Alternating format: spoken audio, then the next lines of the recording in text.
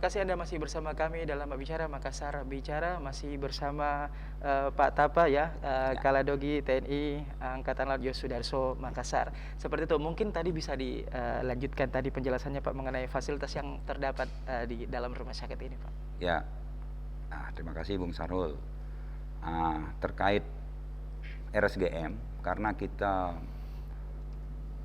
institusi yang berbentuk rumah sakit, tentunya kita harus mengacu kepada undang-undang kerumahsakitan. Jadi dalam rumah sakit sendiri, kita harus menyiapkan pelayanan kesehatan yang paripurna.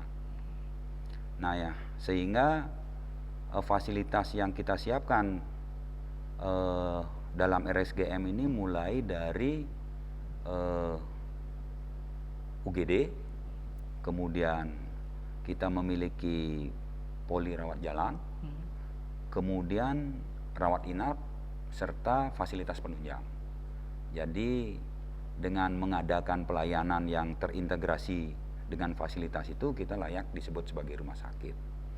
Nah, untuk UGD sendiri, kita mempunyai UGD yang beroperasi 1 kali 24 jam, 7 kali dalam seminggu. Jadi non-stop. Kemudian di poli rawat jalan sendiri, kita memiliki 7 poli yang memberikan pelayanan mulai dari oral diagnosa dan penyakit mulut, kemudian poli bedah mulut, kemudian poli konservasi, poli periodonsi, poli pedodonsi yang khusus untuk anak-anak, kemudian poli prostodonsi untuk protesa atau gigi tiruan. Nah, kita juga di sini mempunyai unit layanan khusus, Bung Sahrul. Nah, kenapa kita sebut unit layanan khusus? Karena juga amanat undang-undang yang salah satunya adalah pelayanan geriatri. Pelayanan geriatri ini adalah pelayanan khusus kepada manula, kepada lansia yang mempunyai kendala atau permasalahan dengan kesehatan secara sistemik. Kemudian unit khusus berikutnya adalah unit kita sebut sebagai unit melati. Unit melati ini adalah pelayanan bagi pasien yang memiliki kemungkinan penyakit infeksi. Seperti itu. Nah, Ya, kemudian kalau untuk ini Pak, kira-kira rumah sakit Ladogi Makassar ini kan kemungkinan masih banyak yang tidak mengenal, terutama masyarakat umum seperti itu. Kira-kira bagaimana sosialisasi dari rumah sakit ini untuk keluar ke masyarakat seperti itu? Nah, betul sekali. Makanya kami mengucapkan terima kasih ya kepada Bung Sahrul yang sudah berkenan melihat-lihat kami datang ke sini melaksanakan audiensi. Salah satu yang kami lakukan adalah melakukan publikasi.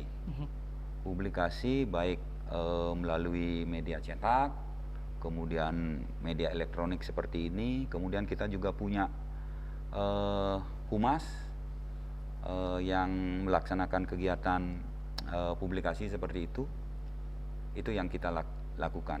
Dan tentunya kita juga berkoordinasi dengan stakeholder terkait pelayanan kesehatan, mulai dari jejaring kita, mulai dari pemberi pelayanan kesehatan primer, dalam hal ini klinik-klinik, kemudian puskesmas.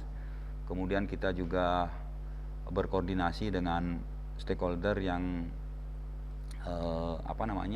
seperti rumah sakit dan tentunya pengelola JKN, dalam hal ini BPJS, seperti itu. Ya, terkait dengan BPJS ini bagaimana mekanisme atau alur pendaftaran ketika ada pasien atau dari luar, katakanlah Ya. masyarakat umum, seperti apa Pak?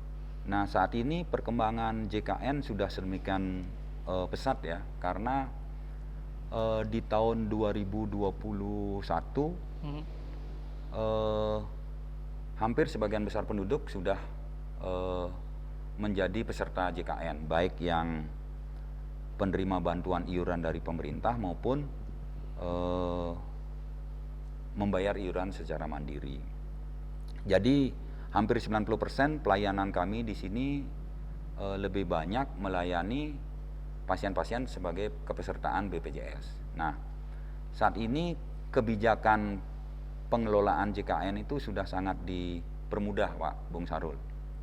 Jadi mulai dari rujukan dari pemberi pelayanan di tingkat primer sampai kita yang memberikan pelayanan tingkat lanjut sudah dipermudah dengan digitalisasi. Digitalisasi itu mulai dari ketika mereka mempunyai rujukan dari PPK, ketika masuk di sini langsung sudah terhubung dengan sistem informasi yang kita miliki. Baik. Kalau untuk standar operasional prosedur dari Rumah Sakit Ladogi Makassar ini sejak pandemi itu seperti apa, Pak? Ya. Nah, terkait SOP, kita memang wajib ya mempunyai SOP. Dari semua unit layanan kita di sini memiliki SOP. Nah, dihadapkan dengan kondisi pandemi ini, SOP kita juga mengikuti strategi yang dilaksanakan oleh pemerintah dalam menghadapi pandemi COVID ini, di mana strategi pemerintah itu ada 4, mulai dari protokol kesehatan yang saat ini 5M itu, menjaga jarak, memakai masker, kemudian mencuci tangan, kemudian menghindari kerumunan dan mengurangi mobilitas. Itu kita laksanakan, strategi pertama. Kemudian untuk di fasilitas kita sendiri, strategi keduanya yaitu kita melaksanakan tracing ataupun screening. Jadi ketika pasien datang ke sini kita tetapkan SOP, mereka harus melewati prosedur pelaksanaan screening. Nah, screening di sini memang bersifat sederhana, mulai dari pemeriksaan suhu, kemudian anamnesa, wawancara, mungkin mengalami gejala-gejala yang terkait pandemi. Kemudian untuk tindakan yang sedikit intervensi, kita melaksanakan swab antigen karena kita punya fasilitas. Nah, selanjutnya setelah pelaksanaan screening, baru ketika dinyatakan pasien layak atau tidak terindikasi terpapar COVID, baru kita bisa masuk ke lingkungan lebih dalam di ruang pendaftaran sampai dengan selesai pelayanan. Seperti Ya, itu baik. strategi kita. Salah satu dokter dari Rumah Sakit Gigi Mulut Ladogdi ini rupanya pada tahun 2019 ini punya prestasi seperti itu, Ya. bahkan ke luar negeri seperti itu, Pak, ya, Betul. untuk mempresentasikan international paper. Bagaimana pandangan Bapak secara pribadi tentang dokternya yang Ya. melakukan hal seperti itu? Nah, ini sejalan. Sebagai sebuah lembaga, kita kan sudah berada di tataran polisi, Pak, kebijakan. Sehingga kita mempunyai fungsi atau tugas yang tidak sebatas hanya di pelayanan kesehatan aja, Bung Sarul.